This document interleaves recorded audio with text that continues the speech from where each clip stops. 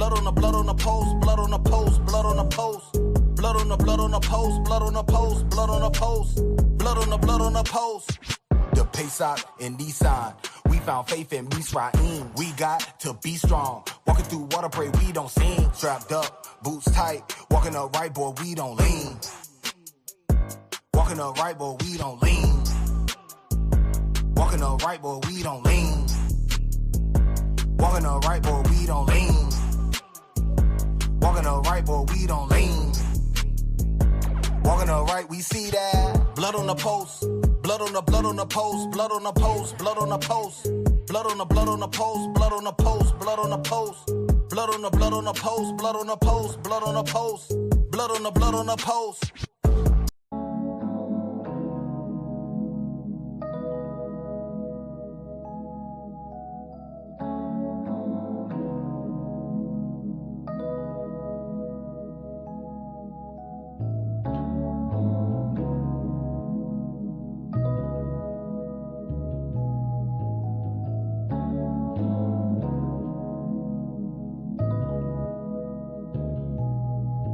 Me and my brothers, they gon' roll for me. They oppose me. They get souls for me. Me and my brothers, they gon' roll for me. They oppose me. They get souls for me. Me and my brothers, they gon' roll for me. They oppose me. They get souls for me. Me and my brothers, they gon' roll for me. They oppose me. They get souls for me.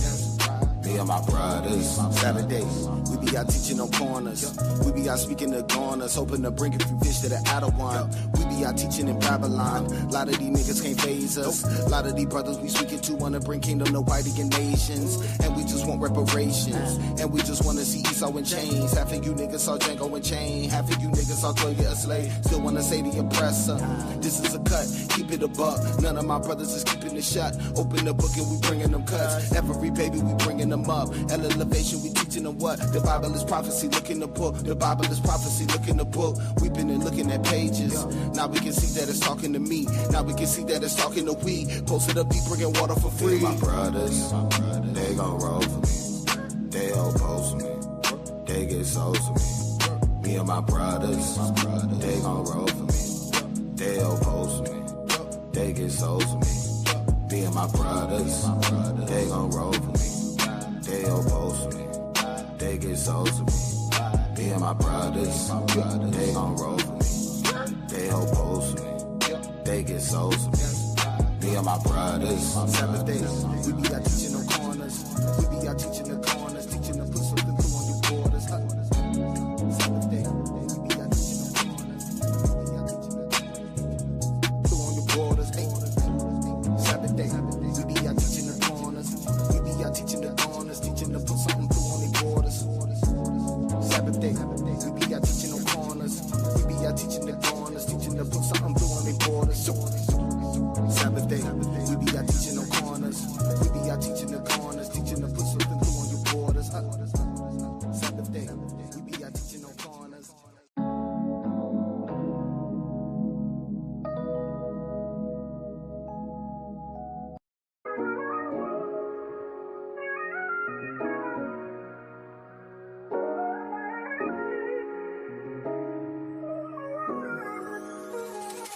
We the top, thank the Father for the prophets. Know the nation steady waiting for the day that we would drop. All these nations gotta pay for what they did to Yasha all. Maybe we could wait the people take this thing out to the block. We the new gold. I bet they knew that when they took you to your new home. That we the princes of the power, cause we wrestle with these spirits and we come out on top. This with that black and brown masquerade. God, we amazing and I'm not a mason. But the bricks is laid up in arrangement. Yep, young black in my backpack, dangerous. Mixing in some flavor with these scriptures, now we baking. Took too long for reparations and restoration. All black, everything from start to revelation. Snatching masters from the masses, this is battle rap. Taking all them patents back and bringing blackness back. Imagine Tulsa 23, who land we building on? Why you plotting, keep the milk at home.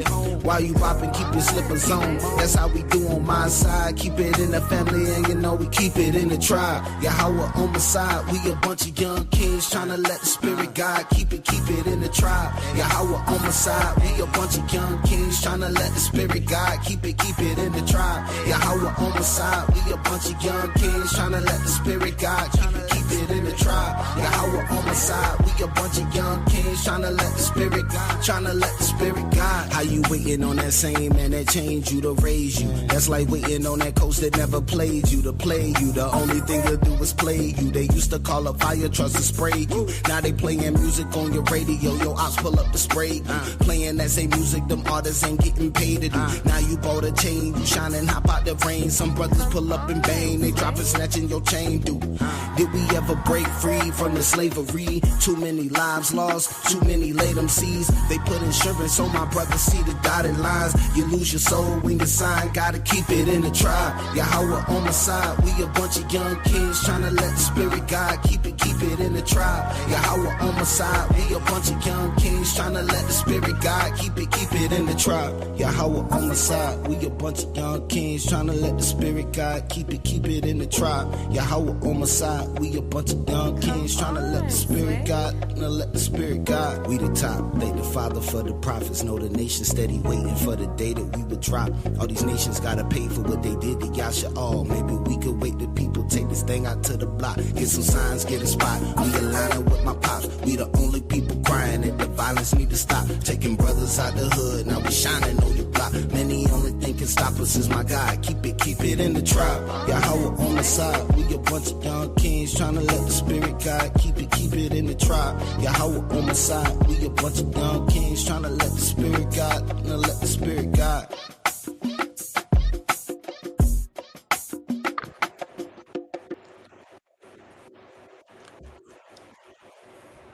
All right, shalom, shalom, shalom. Happy Shabbat. Oop. Thought I got the music. Shalom, family, shalom. Hope everyone's doing good tonight. We got a good lesson for you tonight. So I'm up solo doling right now, waiting for my reader to come up on stage. So rock with me for a second. So first of all, I'm going to thank you guys for tuning in today. So I'm going to go and just shout out some people I saw in the chat. Slaki for the late start. We just had some technical difficulties on my side. All right. So Johanna Israel. Shalom, shalom. Good to see you. Charlicia. Shalom, sis. Azariah. Shalom, shalom, king. Who we got next? Ark of Rectitude. Shalom, shalom. Shalom, shalom. First Officer Knock. Shalom. Oh, and we got Shaquat B. Judah, Captain Shaquat in the building. Shalom, everybody.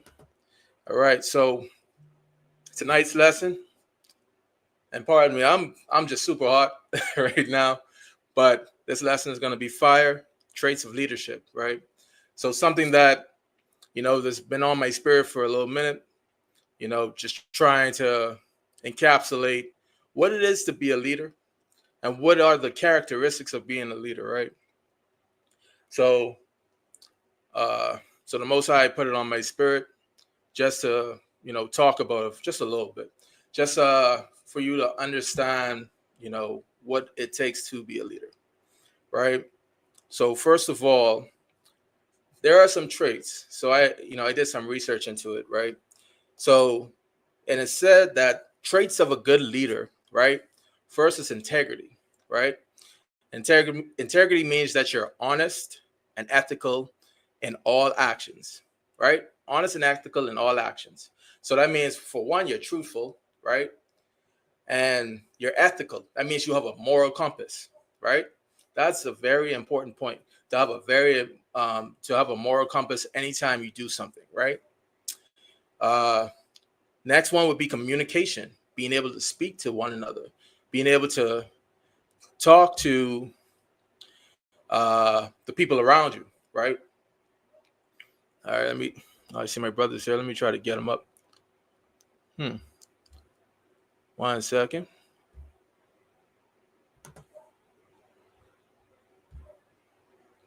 I don't know what's going on. Hey, if you guys can see Yahweh Dawa, put a 7 in the chat. Because it says he's up there, but I don't see him on my screen. Let me see. Maybe I need to change.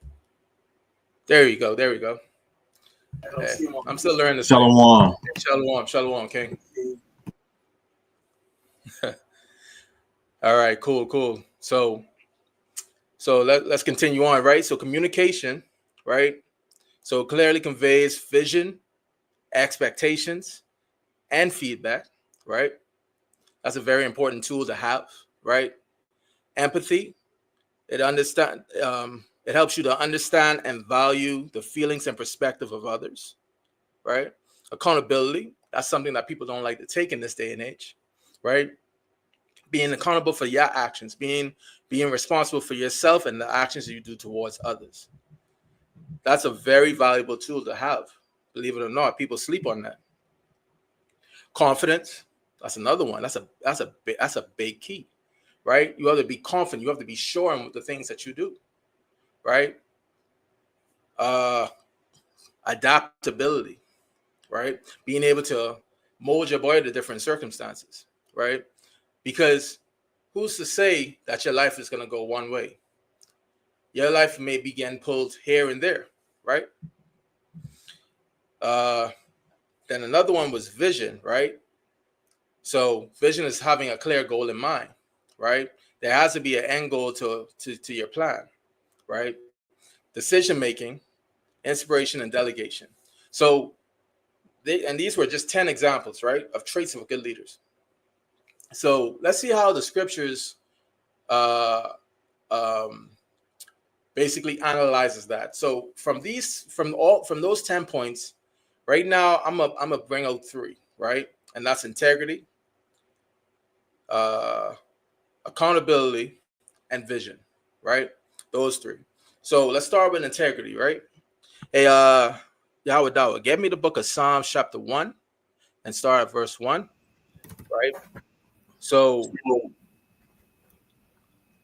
we find our integrity in obeying the law, statutes, and commandments of the Most High God, right? Because that is our structure, right? What did I say in the beginning? It's honest and ethical in all actions. Ethical. The law, statutes, and commandments is our ethics. There's no other ethics that we follow but that, right? So let's get that Psalms 1:1. Psalms chapter 1 and verse 1. Blessed is the man that walketh not in the counsel of the ungodly, nor standeth in the way of sinners, nor sitteth in the seat. Oh, Slack it. Go ahead. Nor sitteth in the seat of the scornful. So blessed is the man that walketh not in the counsel of the ungodly, and standeth not in the way of sinners. That's your position, right? That's your ethics. I do not walk in the counsel of the ungodly, and nor I stand in the way of sinners, right? Because now, as a leader, you have to lead by your actions. You can't have a leader out here actively sinning and wanting people to follow him or her, right? But mostly him, right? But how could you say, do as I say, but not as I do? That's hypocritical. You already ruined the ethics because you're not moving in honesty. Integrity is a very important aspect to have as a leader. It's a very important trait, right, to leadership, right? You cannot expect the people who follow you to respect your leadership if they see you going this and that away. You know what I mean? So let's go to verse 2. Psalms chapter 1 and verse 2. But his delight is in the law of the Lord, and in his law doth he meditate day and night. So his love is in the law of the Lord, right? So that means he's passionate about the things that he does as a leader. He's passionate on showing people what to do. He's passionate in showing people the law, statutes, and commandments of the Most High God, right? As a leader, you have to have that passion. You have to have that drive to do your job correct, right? If you don't enjoy what you do, why are you doing it? You know what I'm saying? Tell me real quick, right? The show of sevens in the chat, right? How many times you've been on your job and you had a horrible leader? Let me just see sevens. If you had a horrible leader, let me see a 7 in the chat as a boss that you work for or something like that. I'll wait.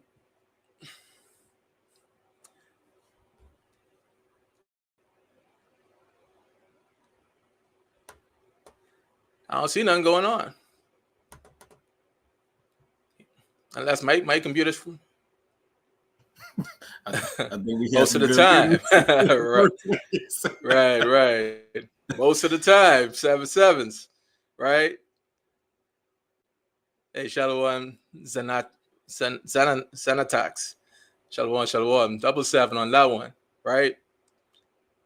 But like a lot of the people that's put over us, right?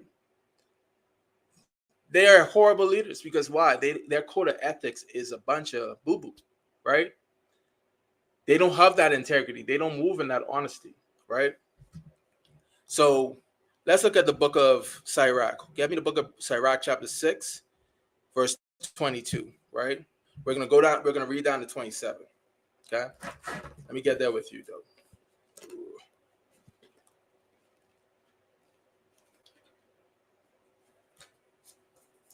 Let's see. All right, you go ahead, King. You got it?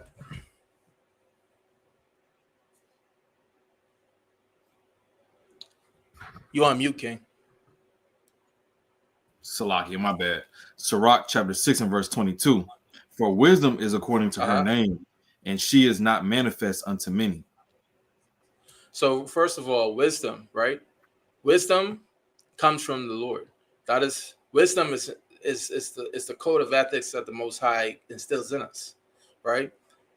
That's the mother that nurtures us, right?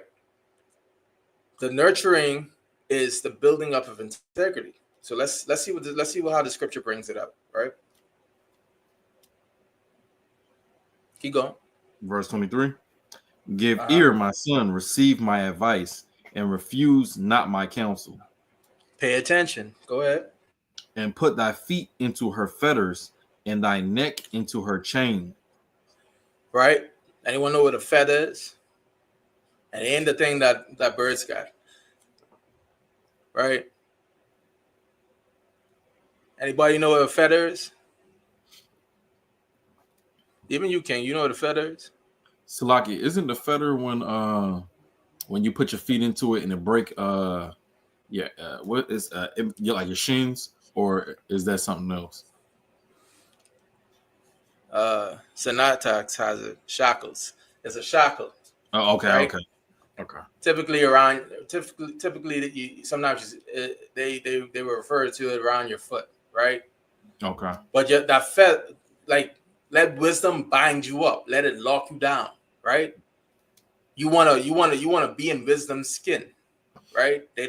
Wisdom is a nurturing spirit. You understand? So, right. So, but we have to put our feet into her feathers and our neck into her chain, right? So that means we have to be attached to wisdom. All right. So keep reading. Verse 25. Bow down thy shoulder and bear her, and be not grieved with her bonds. No matter how hard it is, if you want to be a great leader, and when I say, it don't have to be a leader over just over a congregation of people. It could be your family, right? The people in your four walls, right? To be a great leader for them, having wisdom and moving in wisdom and teaching them wisdom and becoming shackled to wisdom, right? So that you can impart that understanding onto them. That's what you need as a great leader for your household. because you need to be able to move with integrity. Because if your household is moving with integrity, right, they know when they see the house of Yahweh Dawa, oh yeah, that brother, you know, he don't allow such and such in his house. So you already know what it is. You know what I'm saying? Because he has that integrity. Ain't nothing you could say that could convince anybody in his house otherwise. You understand? Because the brother moving with integrity, right? We know he ain't gonna accept that, no matter how we try to present it. You know what I mean? Right. Because the brother is showing the traits of a leader, right? To where the people who are following, they have they have the respect for that leader because they show that integrity. They show that that brother moves in honesty and in ethics, right? All right, keep going, King. Verse 26. Come unto her with thy whole heart, and keep her ways with all thy power. Verse 27. Right. Search and seek, and she shall be made known unto thee. And when thou hast got hold of her, let her not go. So, as with anything in life, right?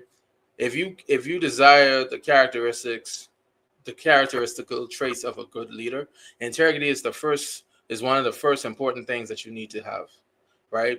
Because if you don't move in integrity, everything else you build will crumble, right? I would rather my status of me, right? My status, like my name, I would rather have it be built on a sure foundation. Hey, in the scripture, shoes, I didn't get this precept, but I should have, right? It says that it'll be better to, it's good not to have an ill name. What's that precept, King? You know that one? It's slipping my mind right now. Not off the top of my head. I can find it, right? I can find it. Real quick. So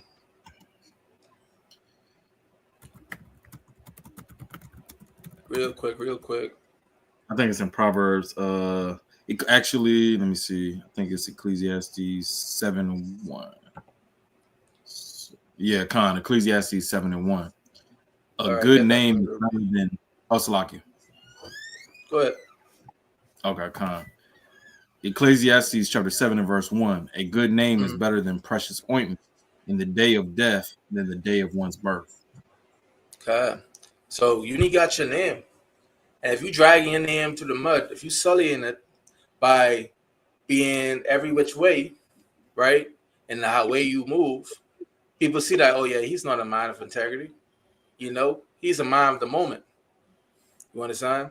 Whatever he could do to get on top, that's all he care about. He don't care about the way he does it. He just cares that he gets there, right? So ain't no one can stand behind that because I can't trust you. The first thing about integrity is honesty. And if I can't trust you, you are not a man of integrity. You understand? There's nothing that backs you, right, to say I can put my trust in you. And even the scriptures say, put not your trust in man. Right? So if I'm even following after the Lord's statutes and commandments, I know it's better to trust God than man, as the scripture says. You understand? Let every man be a liar. Right? Let God be true and every man a liar. And that's what it says in Romans. Right? So, integrity, first trait. Jump down to verse 32. Okay, verse 32. My son, if thou wilt, thou shalt be taught, and if thou wilt apply thy mind, thou shalt be prudent. Right? So you have the one to be taught by wisdom, right? And for you to become a carpenter, you got to be taught that. You just don't know it, right? If you want to become a doctor, you got to be taught how to become a doctor, right? You just don't know it. So why people always think that they got wisdom? Allow wisdom to teach. And how do we get that wisdom? Through these laws, statutes, commandments, right? So integrity. So your integrity is always found in the laws of the Most High God, right? So let's draw an example, right? Well, before example, because right. when we go to Exodus 20, we know we're talking about, the first verbal commandments, right? So what verse 3 say, King? Oh, so like I couldn't hear you. You was freezing. You said Exodus 20. Oh, 20 and 3. 20 and 3. Okay, Con. Exodus chapter 20 and verse 3, and it reads, "Thou shalt have no other gods before me." Right. Keep going. Verse 4, "Thou shalt not make unto thee any graven image or any likeness of anything that is in the heaven above, or that is in the earth beneath, or that is in the water under the earth." Right. So now, looking at your integrity, right, and you teaching congregations of people, and you trying to move in the law, statutes, and commandments of the Most High, right? But then yet, you don't honor the Lord your God, right? You're already breaking the first audible commandment, and then what's the second one say? Graven images, right? You creating idols, right? You start saying, "Oh yeah, that's my lucky pen." If it wasn't for this, I would, be nowhere. This pen wrote many books for me. It's my lucky pen. I can't write another book without it. I'm setting up an idol. So you got to be careful of things that you even say to people, right? Because now the things in which you say, they may hang on to your words. Be like, "Oh well, I guess we could have lucky things. We could esteem something, or give something the credit to say, oh yeah, this is why I'm able to do this." We're able to do this. We're able to do the things that we can do through the Most High God, right? Scriptures say, "I can do all things," right, through Christ who strengthens me, right? Because Christ is our King. He is our Lord. And who is Christ's God? The Most High, right? So just like how Christ God is strength from the Most High, right? And and the Most High put Christ over us. We derive our strength from the person who leads us. Christ is our lead. We follow after Christ. So, and Christ is the ultimate man of integrity. He was the man who came here on a mission, and he said, "I will not get there by any other means, but by how my Father wants me to get there."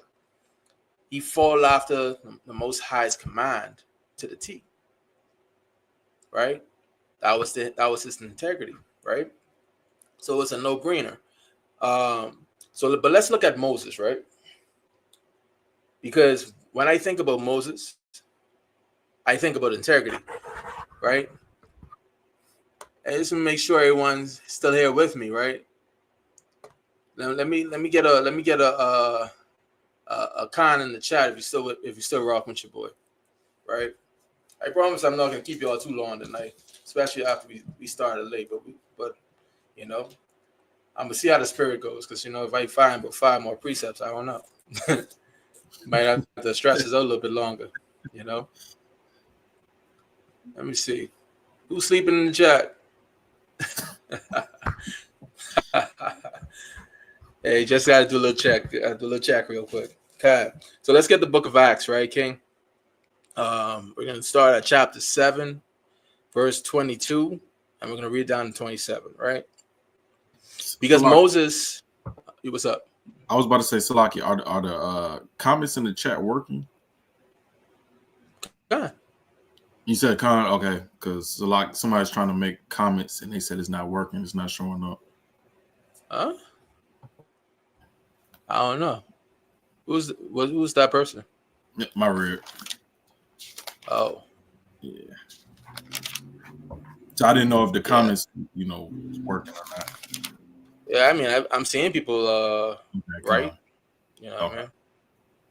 I don't know. But God. Yeah, so let's get the book of Acts, chapter 7, verse 22, going down to 27. Acts chapter 7 and verse 22. And Moses was learned in all the wisdom of the Egyptians, and was mighty in words and in deeds. Okay. Verse 23. And when he was full 40 years old, it came into his heart to visit his brethren, the children of Israel. Right. So now, I mean, for those of us who don't know the story of Moses, right? Pharaoh, after Joseph, right? There was a Pharaoh that did not know Joseph, right? So he started to slay all the Hebrew boys, right?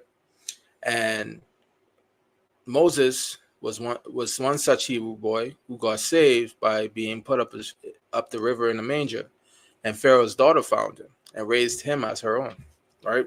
So Acts is going into that, talking about, basically his bringing up, right? So now when he got 40, he decides to see his brethren, right? And who told him that that was his brethren? You know what I'm saying? That means that he had to have some type of wisdom while he was growing up, right? So, if you with some reading, you can in Exodus you will see that his own mother was able to raise him too, right? And she still, and most likely she taught him the wisdom of the Most High God, right? She kept him in the knowledge of who he actually is, and that's very important, right? Us coming into this truth, a lot of us, we are commingling in the society, right? But we have to understand how to separate ourselves from it. So Moses was brought up in all of the wisdom of Egypt, right? But he also was taught the wisdom of the Most High God, right?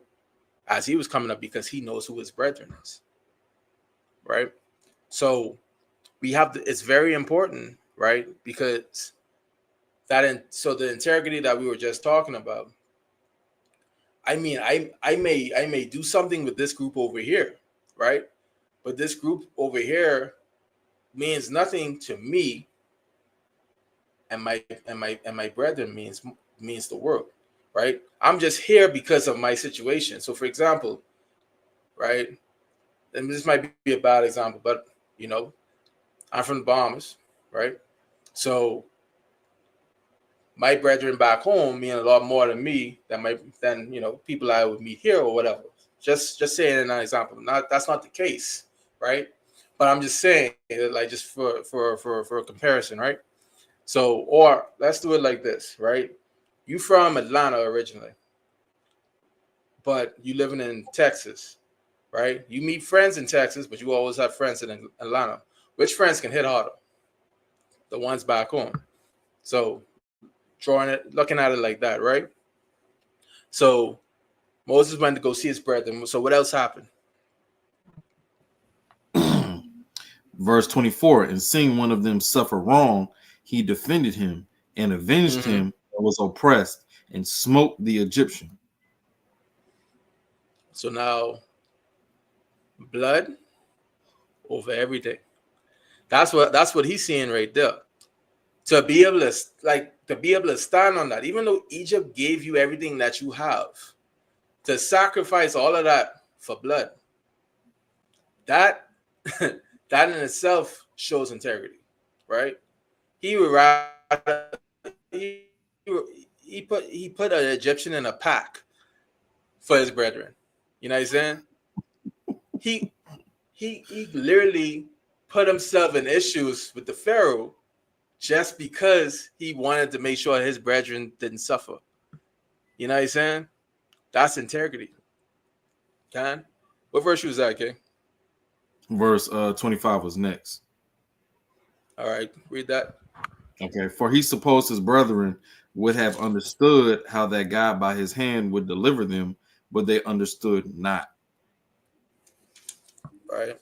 So now you also have your brethren who you love or whatever, or you will stand by, but they may have that mask of trying to be included in the society that don't mean, so they may not be moving in the same integrity that you got. Let me say it like that.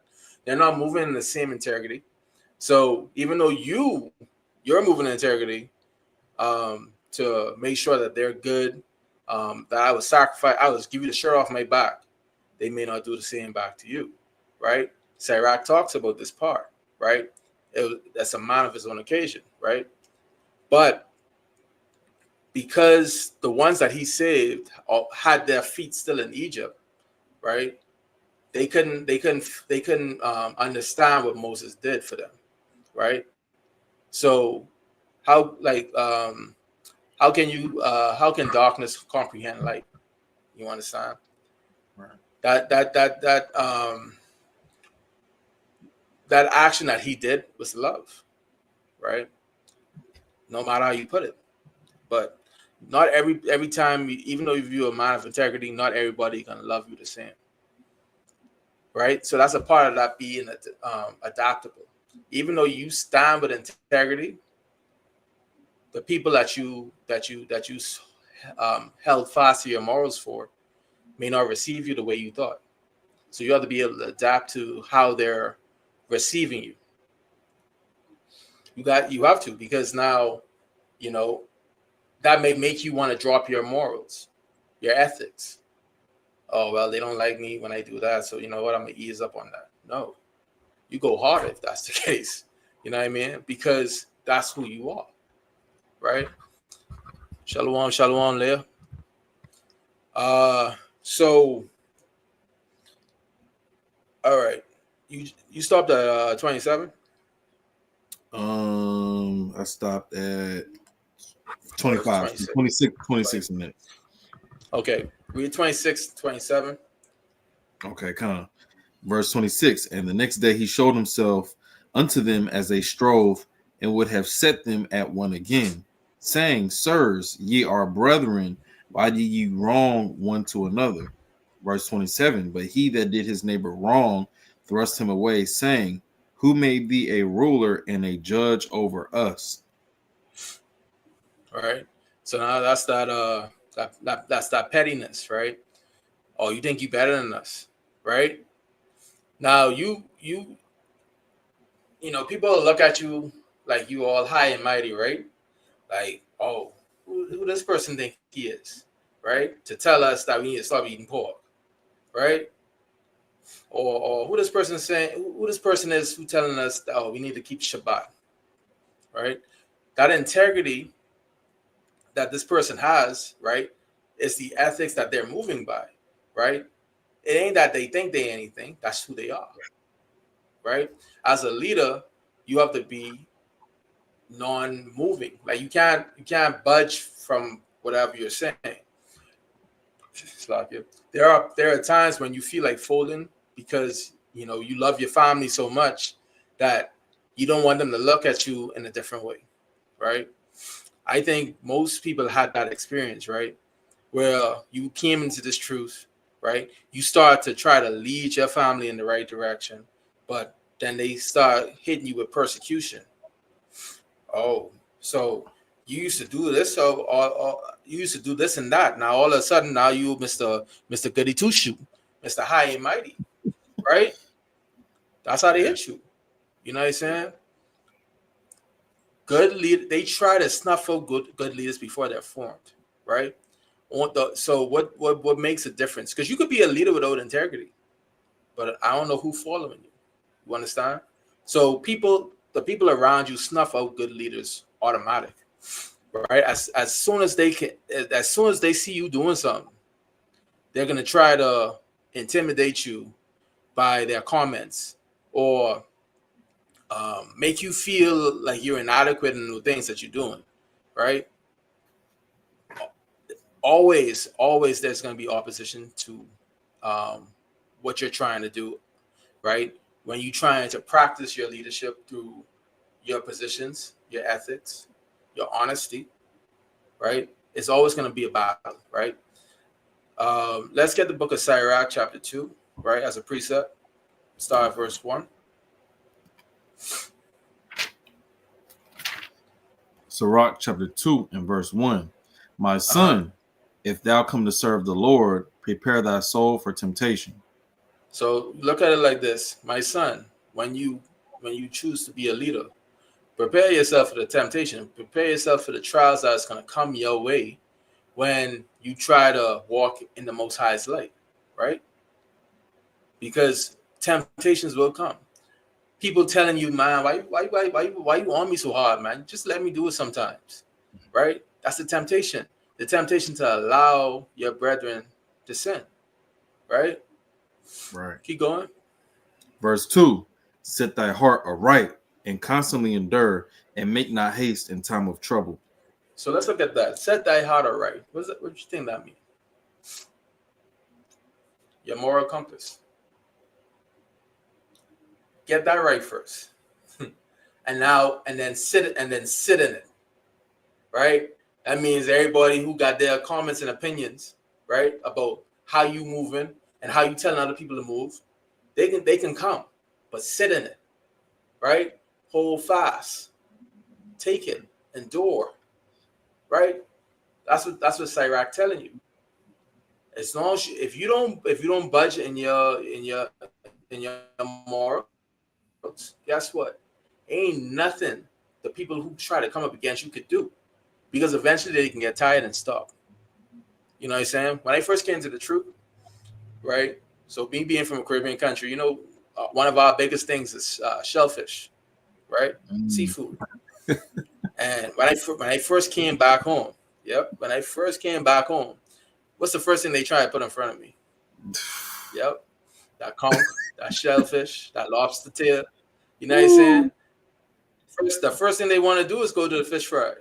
You feel me? And they ordering all the stuff that we typically used to order. And then when they hear me and my order, I said, can I have the fish, please? And I ordered the fish with scales and all that stuff on it. So they like, you don't gonna eat this? Because it's like it's a free meal. I ain't paying for it. Yeah, so you don't eat this? Why you ordering this? Right? That's that temptation, right? We paying for the food. You don't gotta worry about buying it. Why don't you just eat what we eating? You know what I'm saying? I said, I don't eat that. It's an abomination to eat that. You know what I'm saying? And to my position, to me holding fast, right? And constantly enduring their beratement of what I chose to eat, eventually they can say, this boy used to eat this so much, but he ain't doing it no more. I wonder why. And it starts to make them think. Yeah. And you start to lead them without them realize you leading them. Yeah. Feel me? That's the traits of a good leader. Because when people see that ain't no moving around or trying to make you bend to how they feel that you should be, when they see that ain't none of that happening, they fall in line. Right. Integrity is a very powerful tool. It may take some time to implement on somebody, but it's a very important tool as a leader. Because one thing I could say, right? Because like, for example, one thing I say, yeah, boy, that man, Yahweh, yeah, he's strict when it comes to that. Like you ain't getting that past him. So it don't even matter you try. It don't even matter you try. You understand? So, right? Like I said, plant that seed. I agree, sis. You have to plant that seed, right? Because when you plant that seed, you may not see it very quick. But the more you endure, that's the more water going on that seed. You understand? The more you reject results to tell you to do what they want you to do, that's more water getting poured on that seed. Because let's look at this, right? Let's get the book of Sirach, chapter 15 and 3, right? This Captain Aaron's one of his favorite precepts, right? Sirach 15 and 3. Sirach chapter 15 and verse 3. With the bread of understanding shall he feed him. Salakia, shall she feed him and give him the water of wisdom to drink. Who is she? Wisdom it's like the mother, right? It's like a mother. Right. So giving him that water to drink. That you hunkering down in that wisdom. Guess what? That seed that you planting in the people around you, that getting watered. Because they can be like, yeah, this brother's solid. He really standing behind what he's saying. And I would rather get behind a person who's steadfast in their ways than all over the place, right? So, but let's look at it like this, right? So this is Moses, right? Moses is, and this is Acts. Acts is giving a retelling of Moses, right? So you could read up on this account in Exodus 2, start at 11. I actually read all of Exodus 2, right? It'll tell you, basically a little bit more on the original account of, what he did, right? Let's get the book of Hebrews chapter 11, verse 24, right? So this is another retelling of Moses' account, right? Okay, come.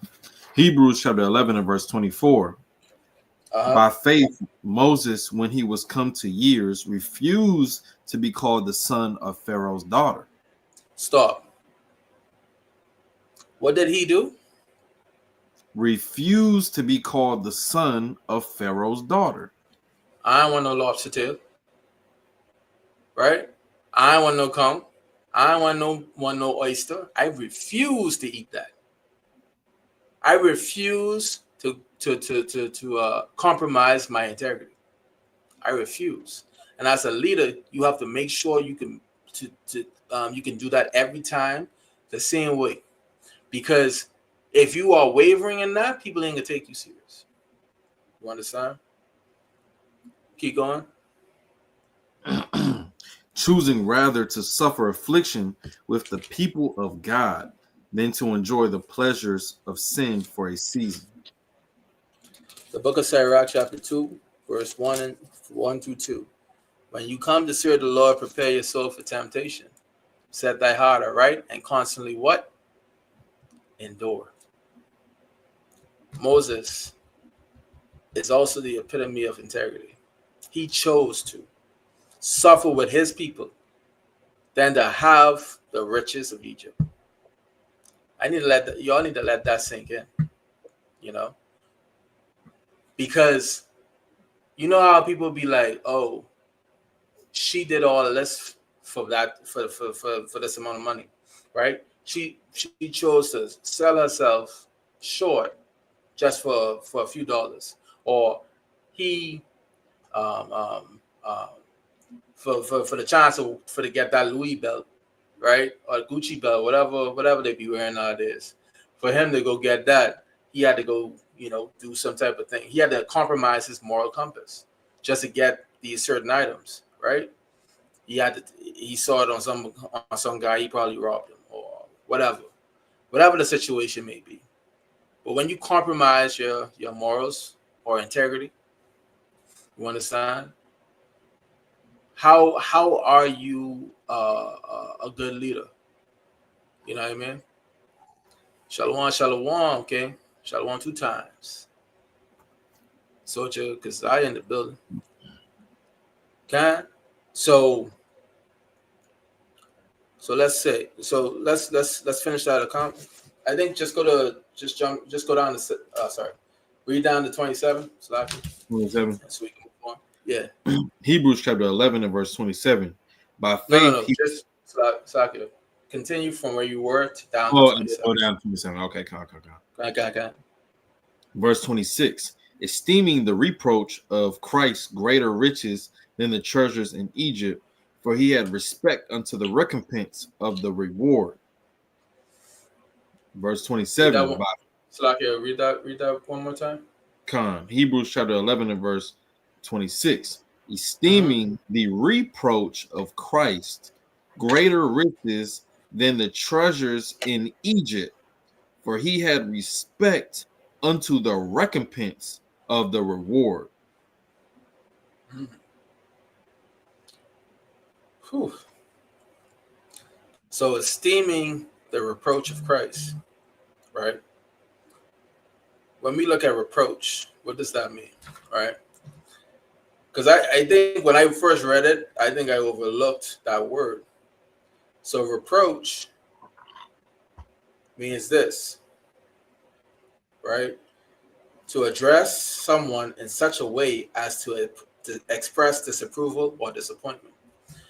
So he would rather suffer, right, with his people than to live good in Egypt, because he knows that the reproach of Christ will be upon him because he chose to do so, right?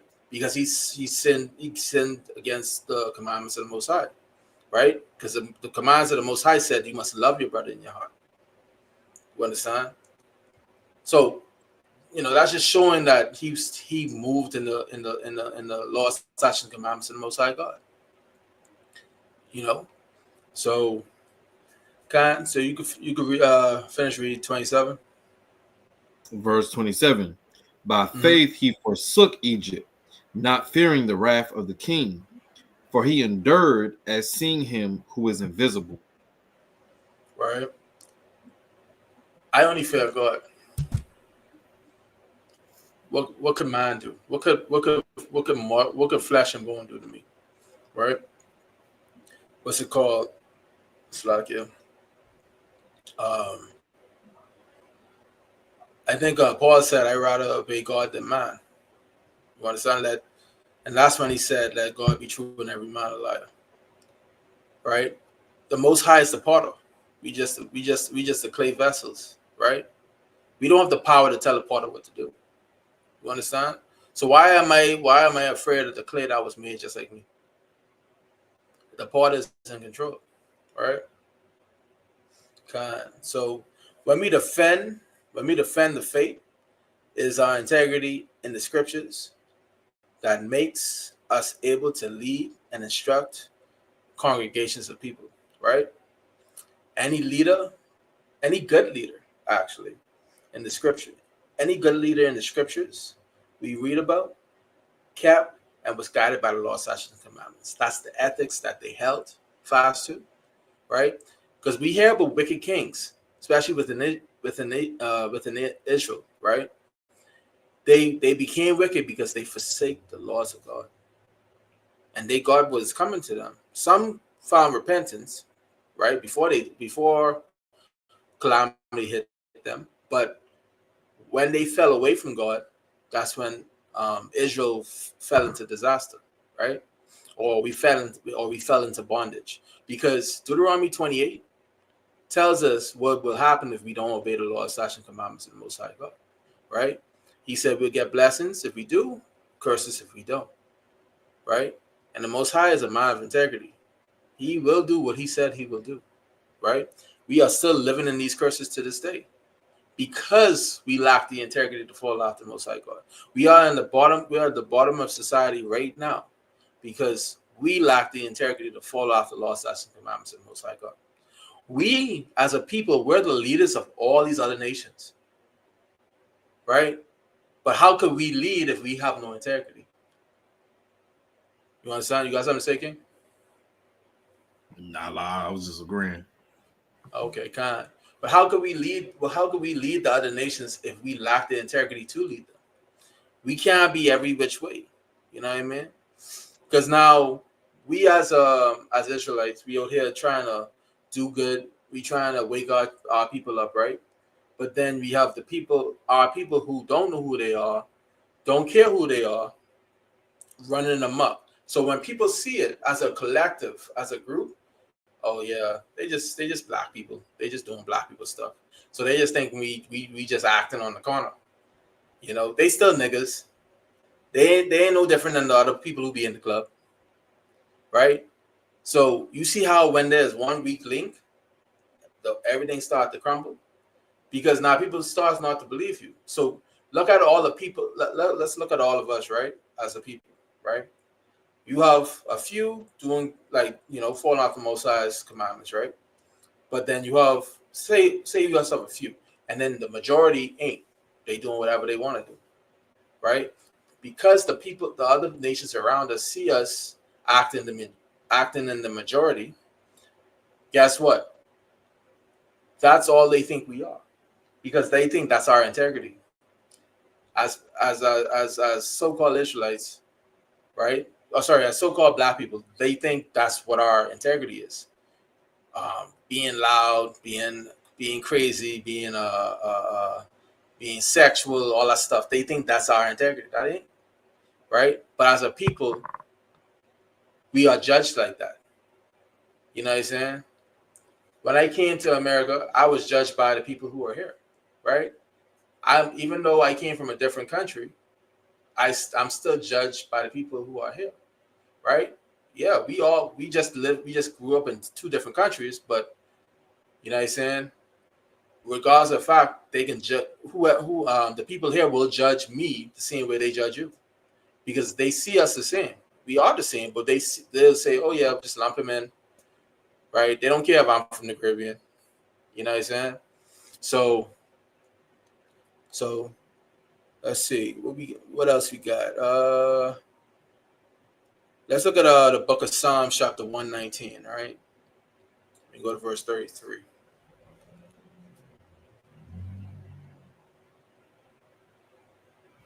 Right, and I appreciate everybody on the class rocking with me.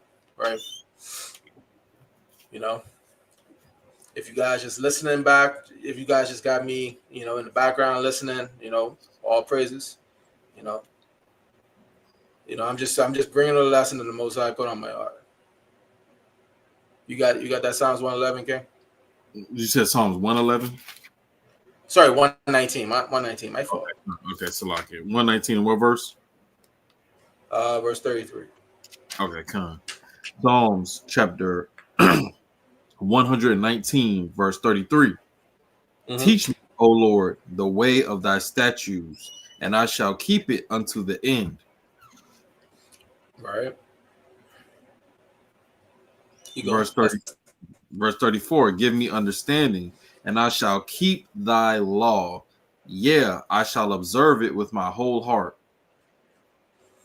Right. So when we're striving to be a great leader, we have to be locked in to the ways of the Most High, because in order for us to be immovable as a leader, and we have been seen and to be seen with the integrity of a good leader, we have to remain diligent in the law, statutes, commandments, our moral compass, right? So that's why David said he meditates in the commandments day and night, right? Back in Psalms 1, right? Blessed is the man who walketh not in the counsel of the godly, nor stand in the way of sinners, nor sit in the seat of scornful, but his delight is in the law of the Lord, and in his law doth he meditate day and night, right? When I was in elementary school, they taught me that verse. We had to learn all these verses by memory. That Psalms 1.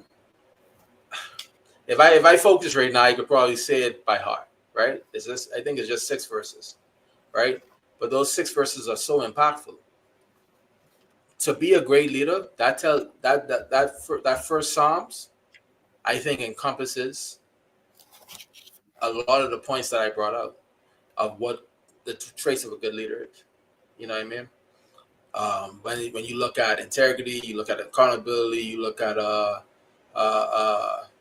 empathy, confidence, adaptability, all these other traits, right?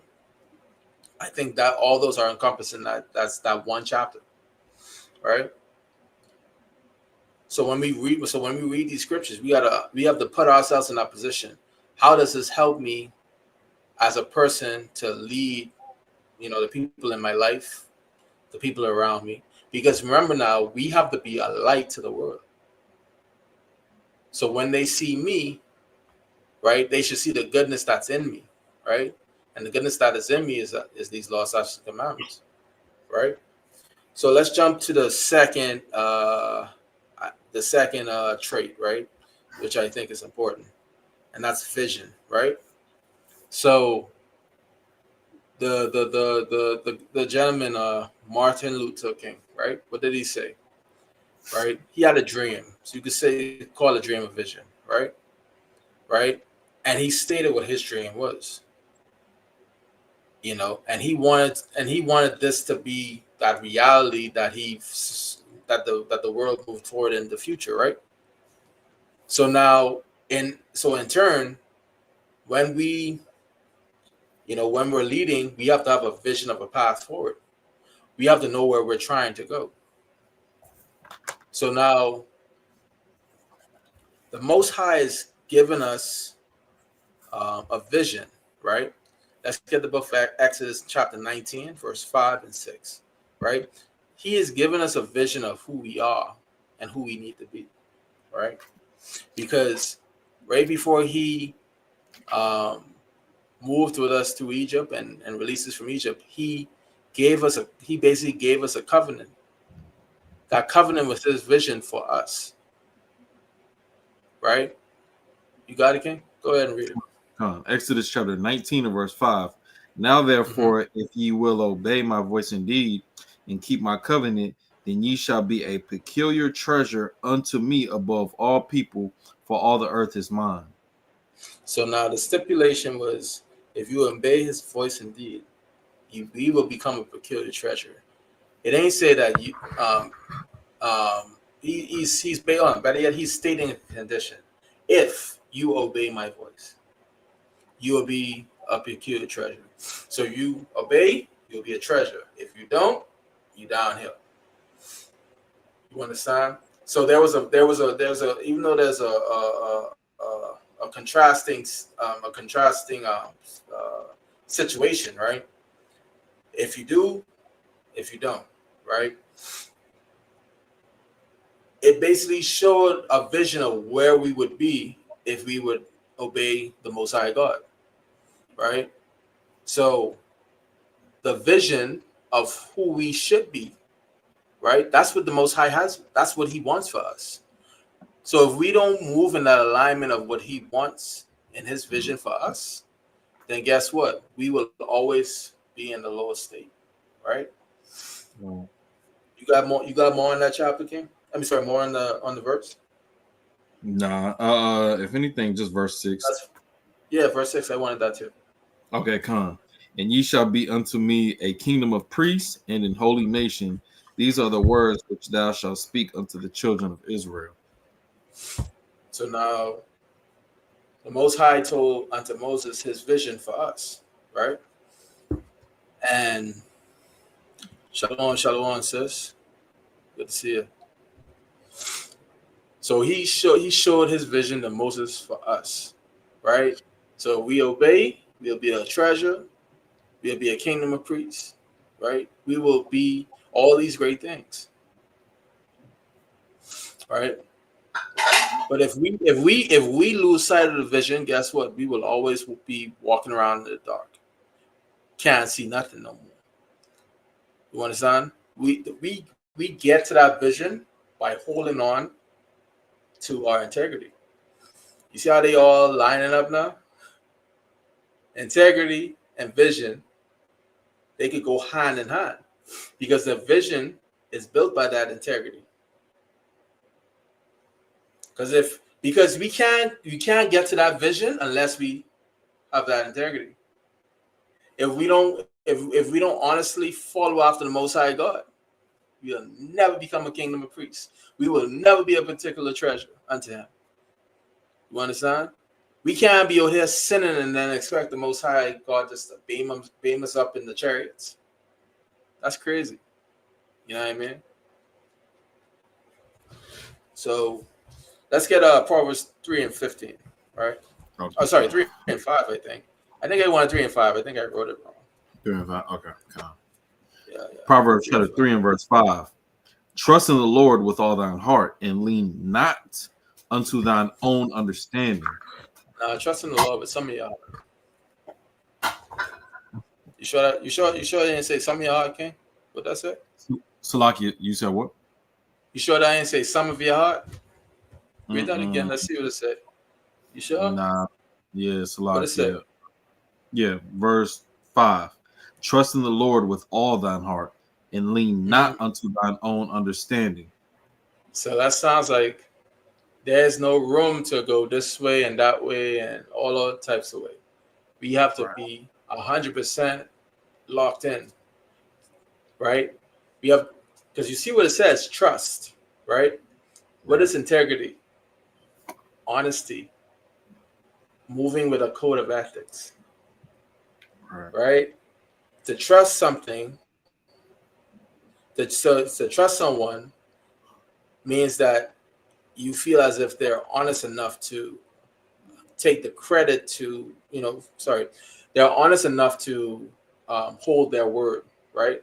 I trust you because what you say is bond, right? I know when you say you're going over here, you're going over here. So it's very important to trust in the person who gives us our integrity, who gives us our code of ethics, right? Because if we don't trust him, we will never make it to the vision. Right? Let's get another vision. Get the book of Isaiah chapter 14. Right? Let's get another vision. Right? And it's crazy. I was at camp one time, right? Me and Boaz. And we had asked a sister. I say, sis, hey, would you how would you like to be the top nation on the earth? Right? And everybody under your feet. How would you feel about that? I don't want that. I don't like that. Why would I want everyone under my feet? Because she ain't got the vision, right? She don't have the understanding of the vision of the Most High God wants for us, right? So you read 5 already? Con what in yeah, con. Now we at Isaiah 14. Okay, con. Yeah, my fault. I forgot I even called that. That's all good. Go ahead and read that. Go ahead, verse 1. Go ahead and read that. Yes, sir. Okay, con. Isaiah chapter 14 and verse 1. For the Lord will have mercy on Jacob and will yet choose Israel and set them in their own land, and the strangers shall be joined with them, and they shall cleave to the house of Jacob. So now, has that happened? What was said in those verses? How's that happen? That's a question you can. I ain't got no high mitts. I just saying. I ain't got no high mitts. I ain't got no servants. Feel me? That's a vision of things to come. How do we get that though? Right? Get the book of Deuteronomy chapter 28, right? Verse 1. All right.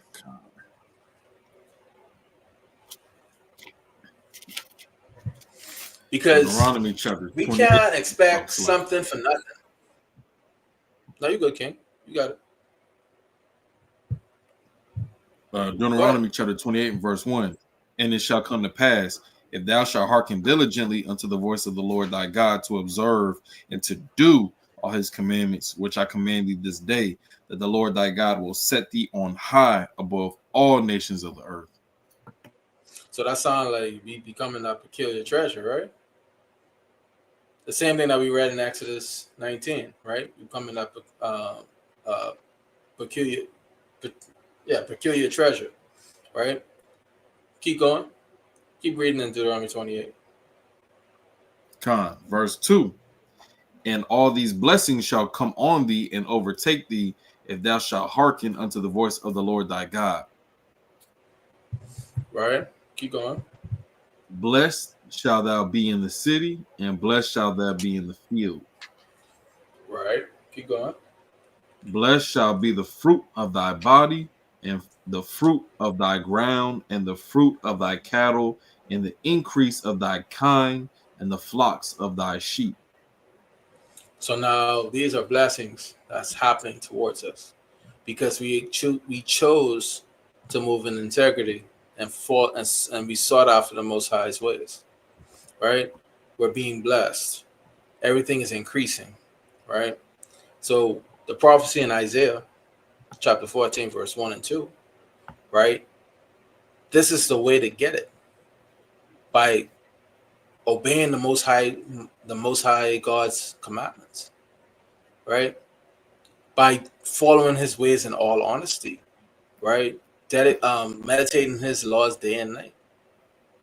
I'll be honest. I'll keep it a buck, right? I know all of us don't do it perfectly, but as long as we continue striving to be perfect, right? No excuses. We just do the best that we could every day, right? Because if we're practicing our integrity every day, guess what? You're going to get better. You understand? Because no one could put a piece of bacon in my face and I get hungry. You know what I'm saying? No one could put let me see. No one could put a piece of a shrimp, crab, or lobster in front of me and I want to chow down. No, because I built myself up over time to actually detest those things, right? Knowing that it's wrong. I have no desire in my body to ingest those things. Now, they may not be my weakness, but other things may, right? But it's about working at those things to become better, right? In turn, that you will get better integrity and that you can stay focused on the vision that the Most High has for us, right? So a true righteous leader will stay aligned to the Most High's plan for us, right? Let's get the book of Jeremiah, chapter 29, verse 11, right? Because the Most High has he's shown many times that he has a vision for us, right? And all of his visions align. He wants us to be the top nation on the earth. He wants everybody to be at our feet, right? You got it? Jeremiah chapter 29 and verse 11. For I know the thoughts that I think toward you, saith the Lord, thoughts of peace and not of evil, to give you an expected end. So the Most High wants to give us an expected end. What's that expected end? Expected end for us to be a peculiar treasure unto him, a kingdom of priests, right? He wants us to be the top nation on the earth. He wants us to have increase of everything. You understand? He wants to have servants and handmaids, right? He wants us to rule over this earth, right? This earth was made for our this world was made for our sake. You understand? We are the heirs of this world, right? Alongside Christ. You know what I mean? So let's look at Isaiah chapter 49 and 6, right? You said Isaiah 49 and 46? No, 49 and 6. 49 and 6, right? Right. Yeah, let Isaiah me get there chapter 49. Okay, kind of. Nah, I got it. Let me know. You got it. Okay, Isaiah chapter 49 and verse 6. And he said, it is a light thing that thou shouldest, Salakia, that thou shouldest be my servant to raise up the tribes of Jacob and to restore the preserved of Israel. I will also give thee for a light to the Gentiles, that thou mayest be my salvation unto the end of the earth. Right. So, like I said earlier in the class, we are the light to the Gentiles. Right. The Most High set us up to be that way. Right, because we are the embodiment of his law, statutes, and commandments on this earth. Because, like it says in Psalms 149, is it 149? Oh no, 147. Correct me if I'm wrong. I think I forget it now. I think it's 147 and 19. Where it says that only Israel received the statutes, law, statutes, and commandments of the Most High God. Right? Right. Yeah. So only us should be that light, right? The heathens, only Israel by name has kept the commandments. It says that in Second Esdras, right? So no other nation will do what we do, like period, right? You got Elam worshiping sacred cow. You got Ishmael worshiping a rock. You know what I'm saying? You got Moab and Ammon worshiping Buddha and all types of shrines and idols and stuff, right? What do these heathen nations have? What do these heathen nations have to do with our God? Nothing, right? They take aspects of our ethics and they turn it into their own making, right?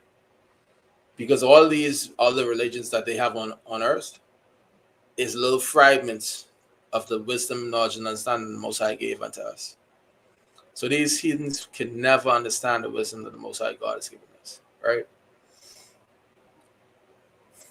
Let me get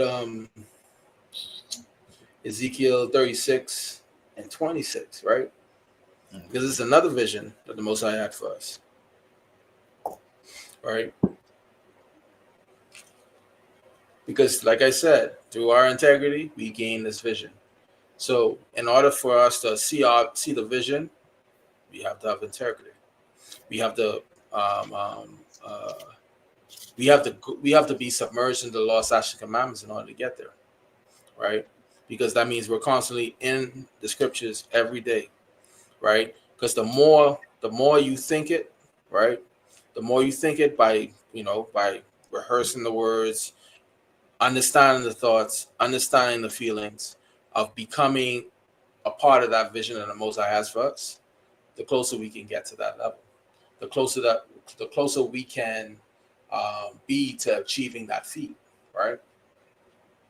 You got it, King? You said Ezekiel 36:26, right? Yes, sir. Okay, Con.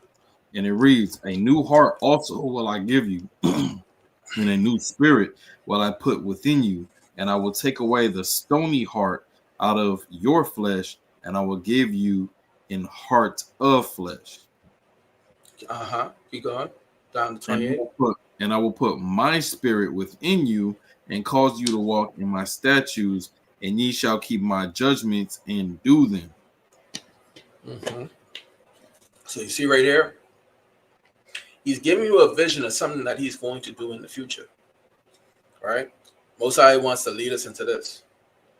But look at what he said. Read that verse again.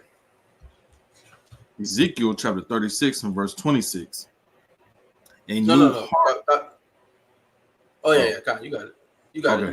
Go ahead. A new heart also will I give you, and a new spirit will I put within you, and I will take away the stony heart out of your flesh, and I will give you an heart of flesh. Verse 27, and I will put my spirit. So that 26, he's developing your character, right? He's putting your he's loading your character. This is what you have to be, right? Now what verse 27 say? Verse 27, and I will put my spirit within you and cause you to walk in my statutes, and ye shall keep my judgments and do them. So through him putting his spirit in us, it will cause us. So now Most High is basically saying, I don't want to say it like this, but I think this is the best way I could possibly say it. I know you've been trying your best, but you know what I'm gonna do? That I still see you stumbling. I'm gonna put my spirit into you, and you won't stumble anymore, right? Because your desires will be his desires. Sorry, his desires will be your desires. Slakia. The Most High's desires will be your desires. So you will do the things that he would do, right? I mean, this is right here what he's showing you. He's putting that integrity that you need inside of you, right? Go to verse 28. Verse 28. And ye shall dwell in the land that I gave to your fathers, and ye shall be my people, and I will be your God. Right. So these are the visions of the Most High God. Right? These are the thoughts of peace and not of evil, right? To give us an expected end. This is his expected end for us. So how can we get there, right? Lest we lead others along the same path of the vision that the Most High has for us, and teaching them the integrity that the Most High wants us to have, right?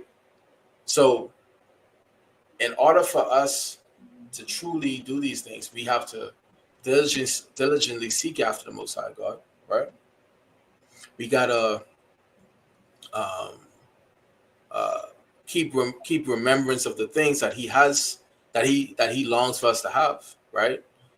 Peace, an expected end, rulership over this world, being a light unto the Gentiles, right? And how we get that through leadership, us being leaders of men, right?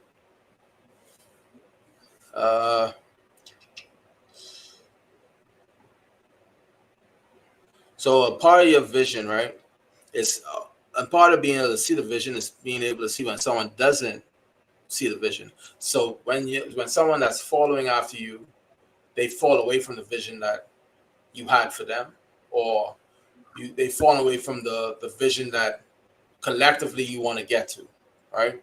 So we all want, so I'll do it from a Christian's perspective, right? We all want to go to heaven, right? We all want to walk them streets of gold, right? All want to live in those mansions, right? Because my father's prepared a place for me. And I got about 3 mansions, 2 jacuzzis, you know what I mean?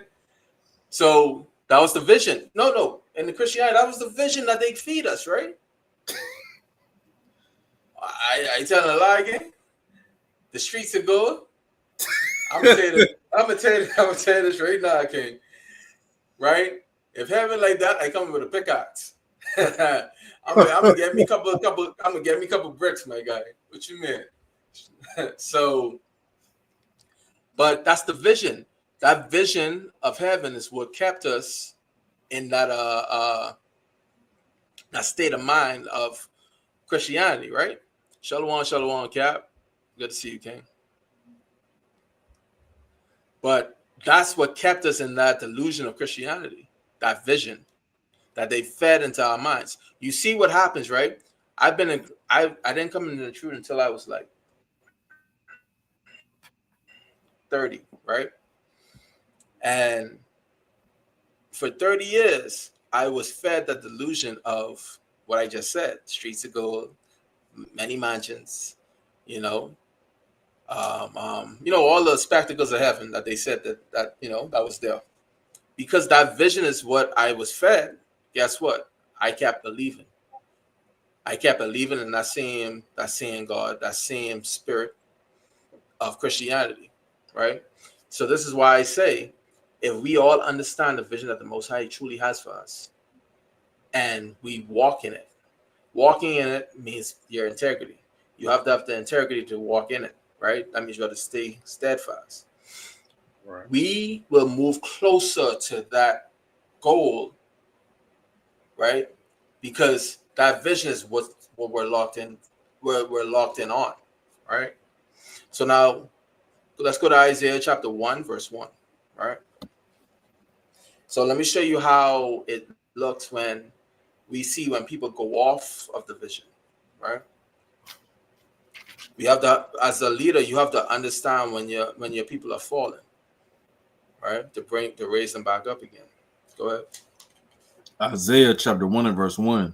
The vision of Isaiah the son of Amos, which he saw concerning Judah and Jerusalem in the days of Uzziah, Jotham, Ahaz, and Hezekiah, kings of Judah. So now this is the vision that Isaiah the son of Amos saw, right?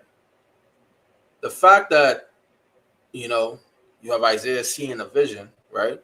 A vision that was given to him by the Most High, right? What can we say Isaiah is? He's a leader, right? He is a leader of men. But he has to be able to warn his people, right? Of the mistakes that they're doing, or the things that they see. Sorry, the things that he sees, right? So let's read what you got. Verse 3. I think you're at verse 3 now, right? No, verse 2. Oh, verse 2. Go ahead. Hear, O heavens, and give ear, O earth, for the Lord has spoken. I have nourished and brought up children, and they have rebelled against me. Boy, that's like your parents say, "Oh, that's good for nothing, boy. I did all these things for him, and he's still going off, right? He's still going to do what he want to do. Everything I teach him not to do, he's still going ahead and do it, right? Go ahead."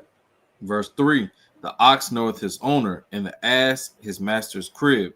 But Israel doth not know, my people doth not consider. That's a dying shame. right?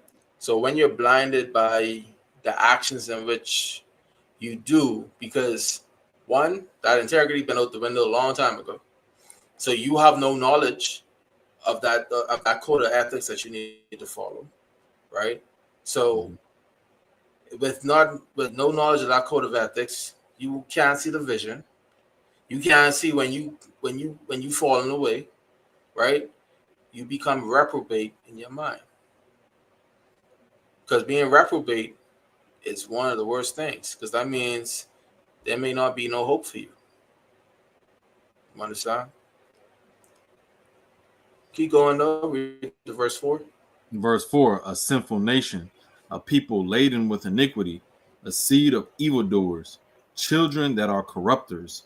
They have forsaken the Lord. They have provoked the Holy One of Israel unto anger. They are gone away backward. Right? They backwards. Right? You put your right shoe on your left foot, and vice versa.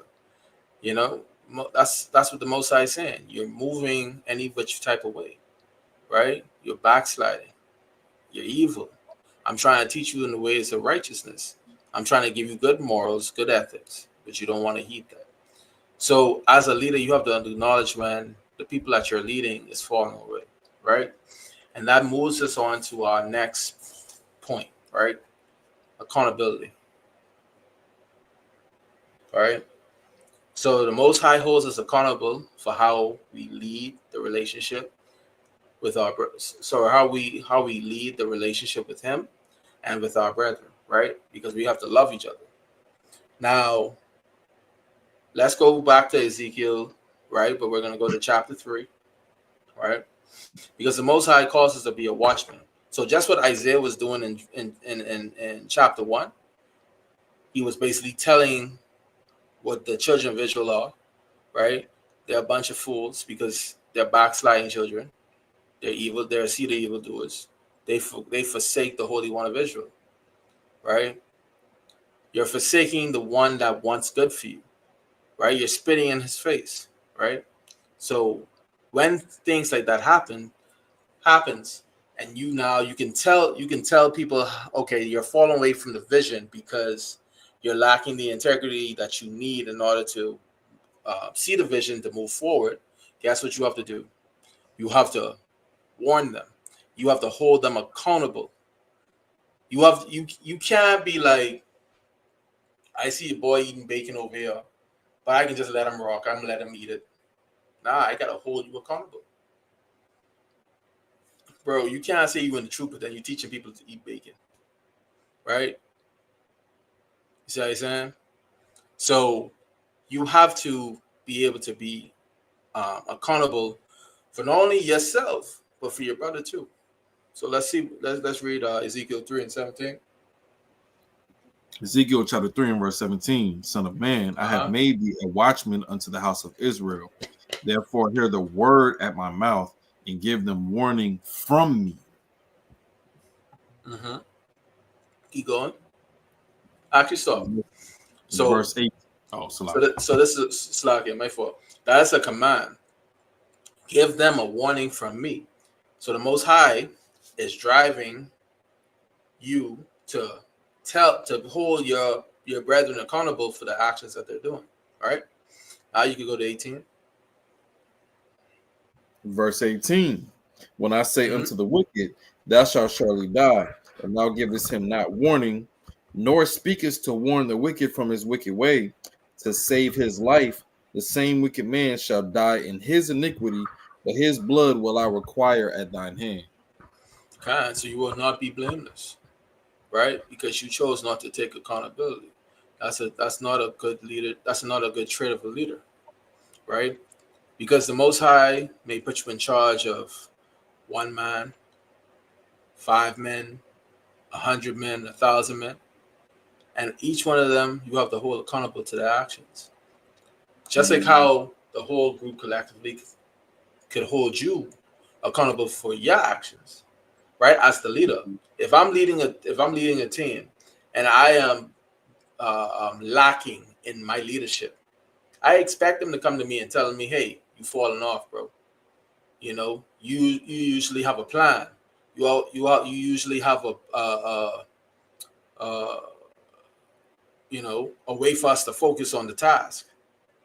You falling off. You assign us different roles to our strengths, but you ain't doing that.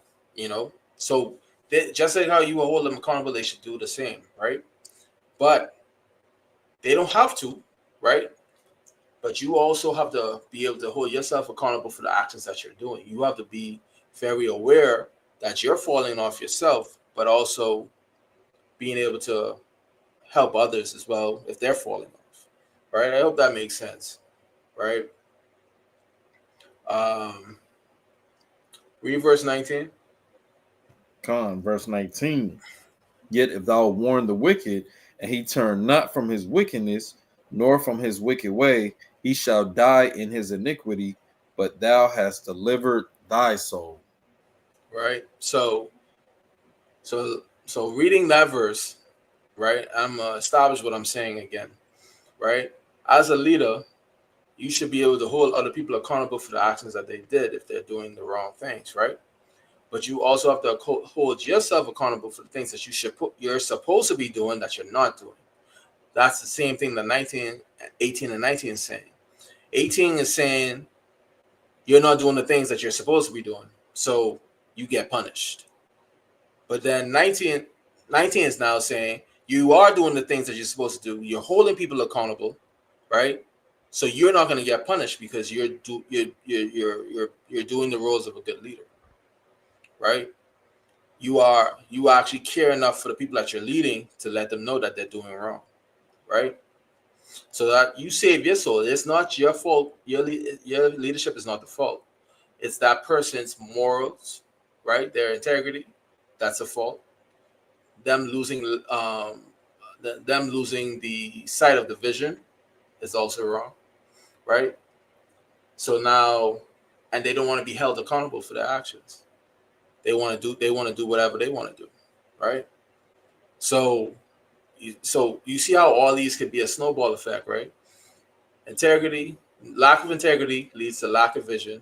Lack of vision also can lead to a lack of accountability, right? Because it's not my fault I can't see the vision no more, right? Don't blame me. You know what I'm saying? So these three things encompasses, like if you have these three things, everything else that covers the traits of being a good leader is encompassed in those three, in my opinion, right? Let's get the book of Sirach, chapter 19, right?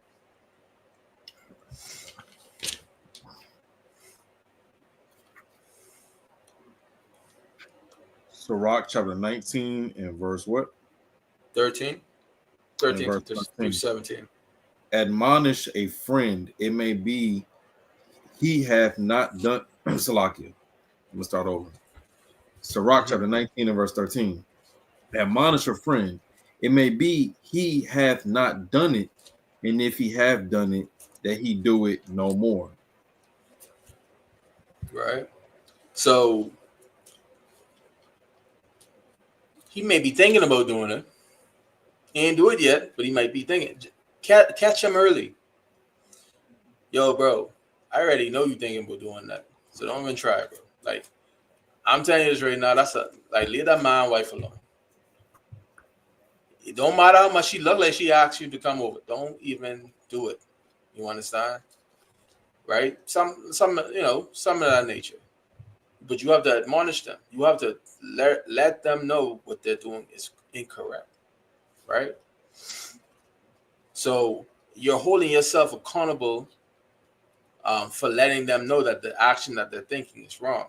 That's a trait of a good leader, right? Being prudent enough to see when somebody who you're leading is about to fall down in a ditch, and you're being able to give them the ability to get up out of that ditch, right? What's more on that, King?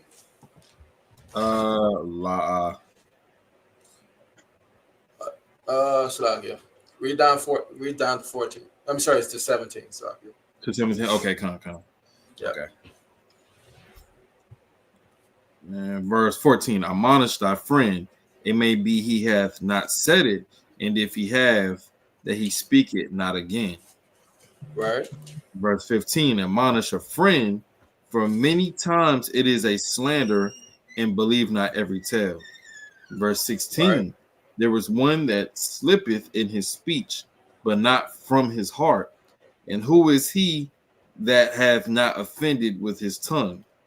Verse 17, admonish thy neighbor before thou threaten him, and not being angry, give place to the law of the Most High.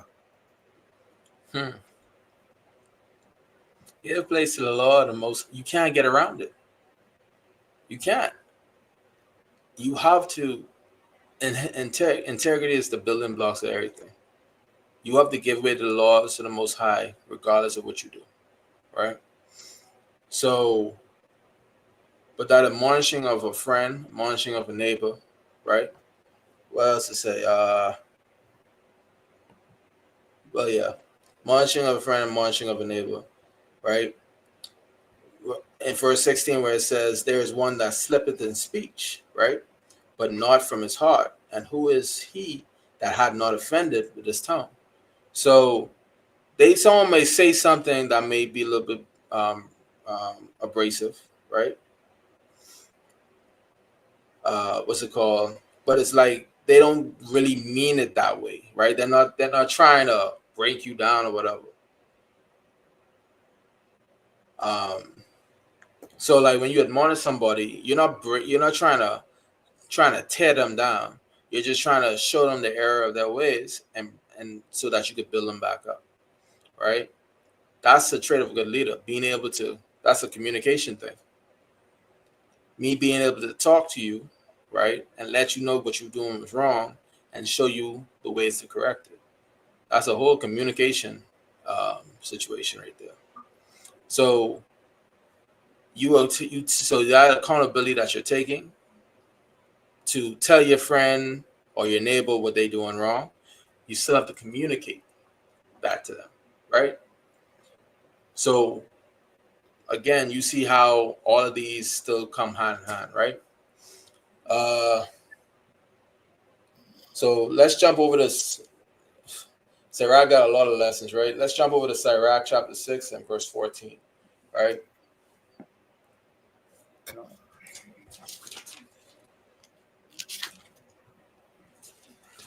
Sirach chapter 6 and verse 14.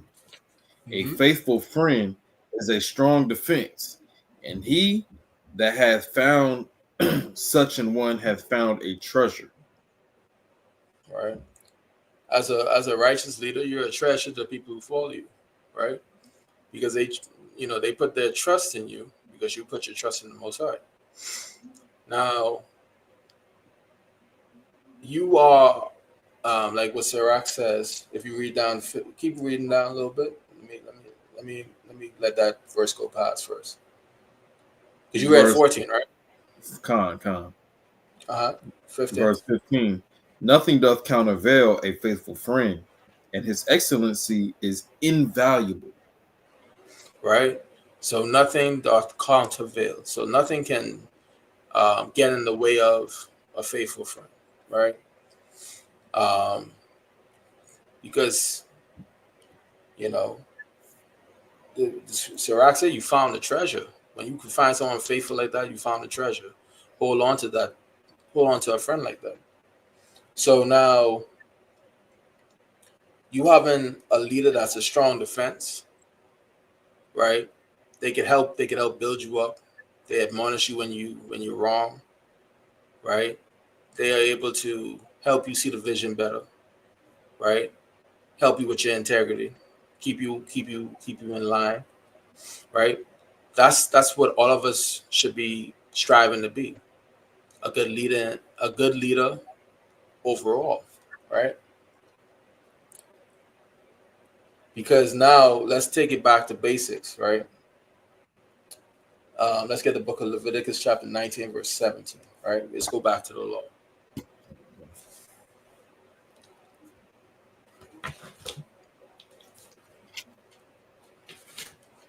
Leviticus chapter 19 and verse 17. Thou shalt not hate thy brother in thine heart, Thou shalt in any wise rebuke thy neighbor and not suffer sin upon it. Right. So that last part, we're not allowed to suffer sin upon them. Right. We are accountable to let our brothers and sisters know when they are in sin. Right. We're not supposed to suffer it. We're not supposed to allow it. Right. Suffering, allow it. Same thing. Right.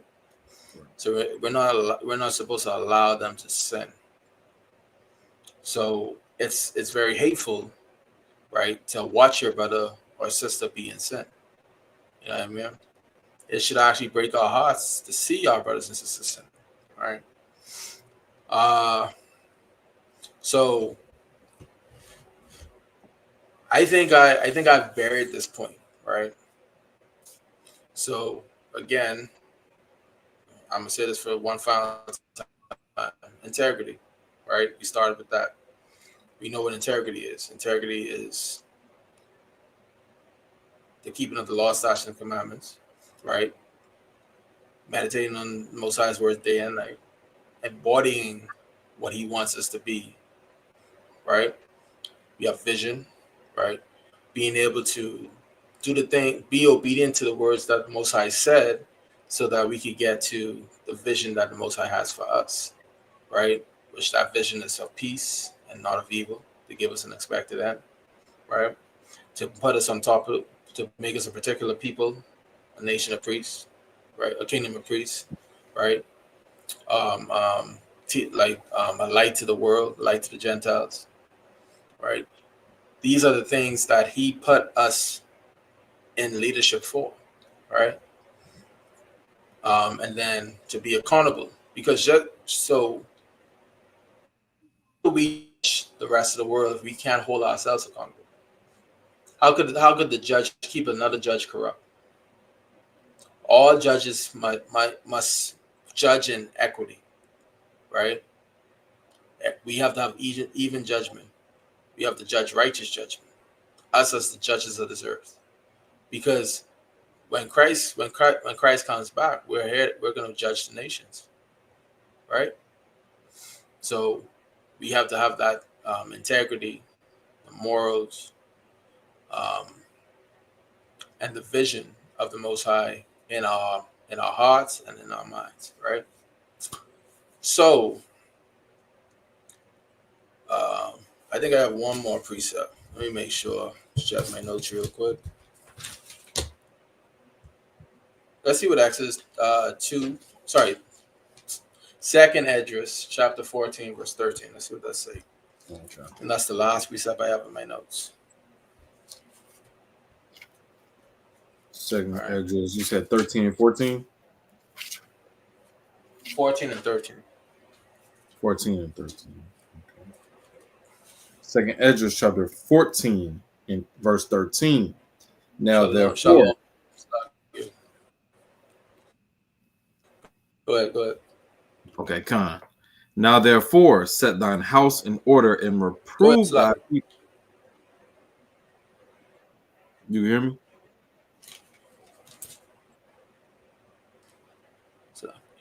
I hear you now. You were breaking up a little bit. Okay, Khan. Second Esdras, chapter 14 and verse 13. Now, therefore, set thine house in order and reprove thy people, comfort such as them as be in trouble, and now renounce corruption. All right. This is a task for us to do, right? We have to set our house in order, reprove thy people, comfort such of them as be in trouble, and now renounce corruption. I mean, that's taking accountability for your people, right? For us to be in order for us to be a top nation on the earth again, we have to take accountability for everybody. Each one teach one. And that's what they used to say, right? If I see Yahweh Dawa in a fault, I need to be able to admonish Yahweh Dawa and build him back up, right? I don't want to tear him down and break his spirit. I'm just going to tell him, hey, this is what the law says, bro. You can't do this, you can't do that, right? So if every one of us did that in this truth, you know, I think our community would be in much more unity, right? Because we actually have people who are willing to be righteous leaders and show the traits of leadership that we as a nation need, right? Because all these other nations, they don't have any ethics. They don't have a good vision. They don't have good accountability, right? That's why we are set apart people.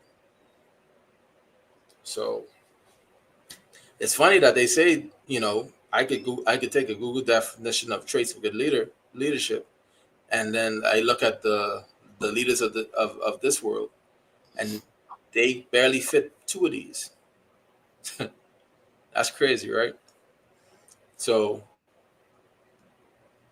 I'm talking about 3. These 3, if we practice integrity, accountability, and staying true to the vision that the Most High has for us, we'll be cool. We'll be good, right? All right, man. But that was my lesson. Right. I hope you guys enjoyed it. And I pray that we could get up out of this place. Right. And I'll be honest, like I hate it here. Right. I can't wait. Because I mean, shoes.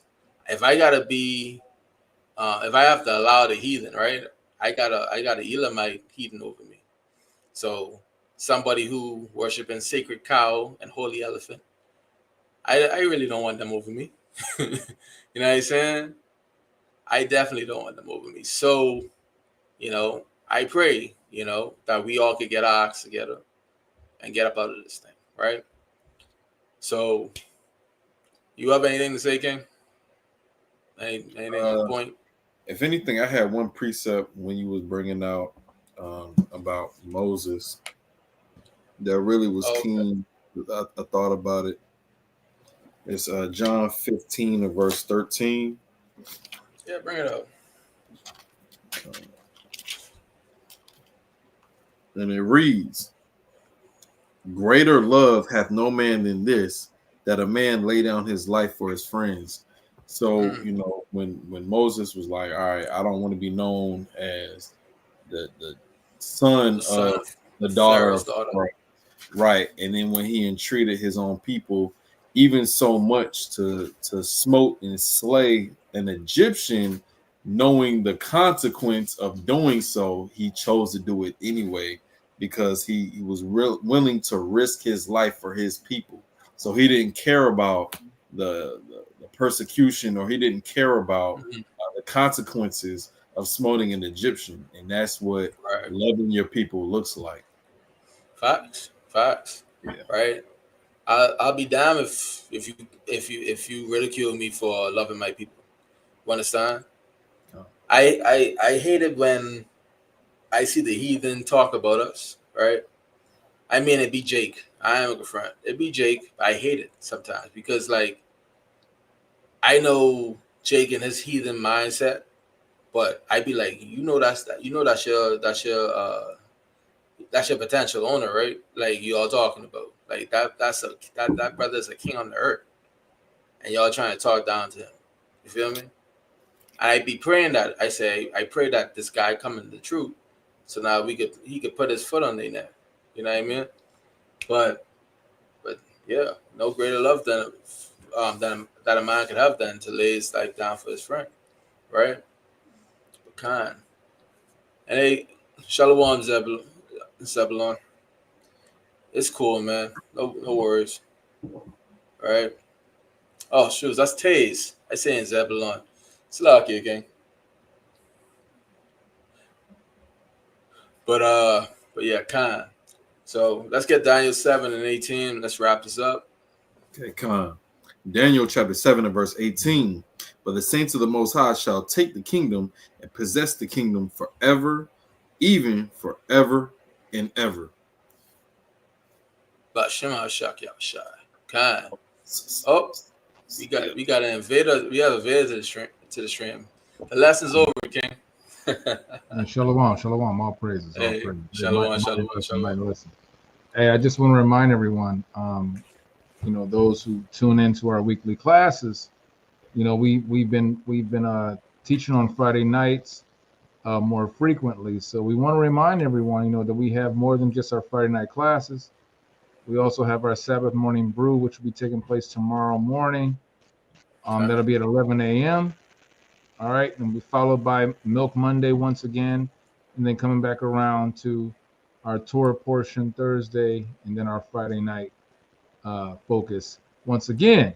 But let me also bring up and pull up one thing that, you know, all praises for the lesson. We want to keep our congregants knowing what's going on. This is our feast day calendar 2025. Mm-hmm. Right? We have our new moon. This is the 5th month. All praise to the Most High.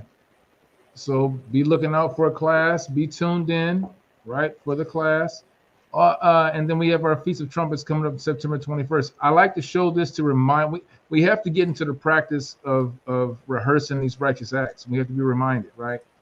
For so long we've been distracted, and we've learned a way, you know, the wicked way for so long. We have to constantly, practice makes perfect. I just put it that way. Practice makes perfect. That means even knowing the dates, knowing the times when we're supposed to remind our brothers and our sisters when we're supposed to congregate for a feast unto the Lord. But all praises for that. I just wanted to show that. But shout out to everyone that came in tonight for Friday night's class. We'll be doing this continuously with our officers and captains and our soldiers for our Friday night focus. But go ahead and get that. Did you already get the Daniel 7:18? Yeah, we ready. We got that right before you came on. Oh, okay, kind. But I'm gonna just touch on something. I'm just touch on something that you just said, right? Like, that's the spirit. I mean, just like what you just said about the calendar, right? Being able to, you know, keep track of the days, right? Right. That's how you have to practice it, right? You're holding yourself accountable. Hold yourself accountable to do these things, right? Because this is our integrity that we know these days. Because if this whole world goes to poop right now, right? You don't got no more internet. How you can keep track of these days? How you know which moon you was on, right? How could we keep the law, statutes, and commandments if we have no concept of what time it is, right? So, you know, just, you know, let this lesson marinate, right? But all praises. Water now. Hey, I say, Doc, you can take over the controls. You can sign us up, right? So, I'm Officer Benyamia. This is Soldier Yahweh Dawa. And we say Shalom. Shalom. This is not a test.